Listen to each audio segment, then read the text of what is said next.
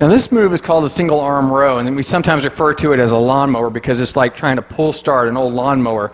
But what we're going to do is set up in that lunge position once more. I'm going to work my right arm, so I got my left leg forward, knee is bent, back leg is straight behind me. I'm going to come forward, bending at the hips, and so my shoulders are going a little bit past my knee, and then I'm going to keep my back nice and straight. I'm going to take my left hand and rest it here on my knee for support. I don't want to push into my knee, okay, but I'm just leaving it here for support. I'm grabbing the backpack through this hoop up here at the top, and I'm going to keep my elbow in nice and tight as I pull it back. So I'm coming up here just like this. It's kind of like I said, starting a lawnmower, like you're pulling that string, trying to get that lawnmower to start.